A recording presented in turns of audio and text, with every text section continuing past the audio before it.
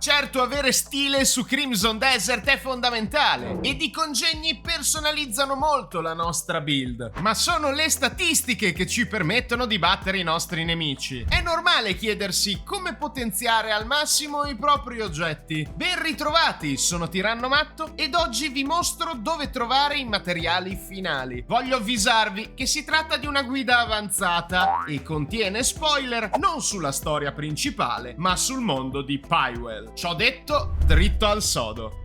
Durante le nostre avventure su Crimson Desert è cruciale potenziare i nostri oggetti per i loro valori di caratteristica. Tutti quanti, a prescindere dalla skin, ovvero come appaiono graficamente, possiedono determinati tipi di caratteristica. L'attacco, la velocità d'attacco e la probabilità di critico per le armi e alcuni gioielli, oppure l'armatura, la difesa per tutti quei pezzi difensivi. E sono queste statistiche che vanno aumentate con la rifinitura. Nella rifinitura arriveremo al massimo al grado 9 con gli oggetti che possiamo farmare tranquillamente nel mondo di gioco. Se siete qui, immagino che vi starete già chiedendo: ma dove troviamo le scaglie d'acciaio di Ezerion? Ve lo mostro subito! Aprite la mappa e dirigetevi nel sud-ovest della regione di Delesia, sulla costa. È presente un isolotto in mappa. Una volta arrivati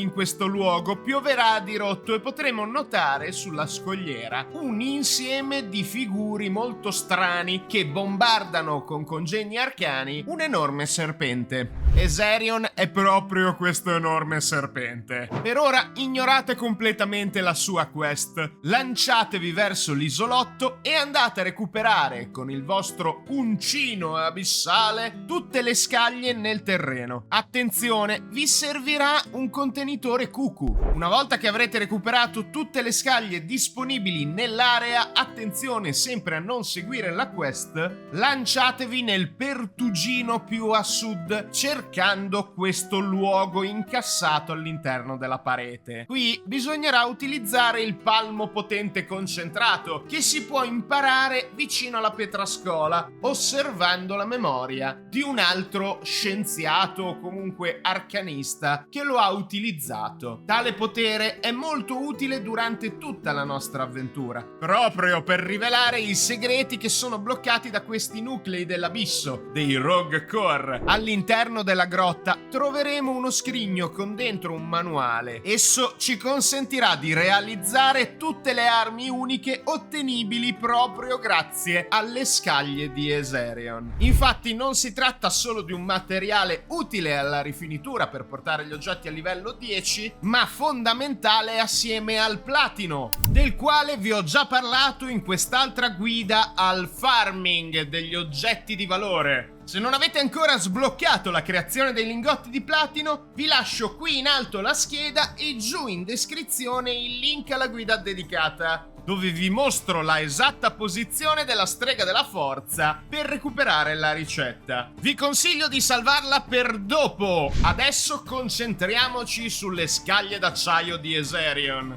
che sono la risorsa cardine per la creazione e rifinitura di tutti gli oggetti definitivi. Andando da qualsiasi fabbro potremo creare ora tutte queste armi: spade a una mano, flagelli a una mano, alabarde, martelli, asce, lance e anche un arco e un pugnale. Sono degli oggetti particolari che hanno delle statistiche molto alte rispetto a tutti gli altri che possiamo trovare nella nostra avventura. Ovviamente richiederà tanto tempo e anche tante risorse riuscire a potenziare al massimo questi oggetti, ma sicuramente ne può valere la pena. Beh, ora sapete come creare e potenziare gli oggetti con le scaglie d'acciaio, ma non finisce qui.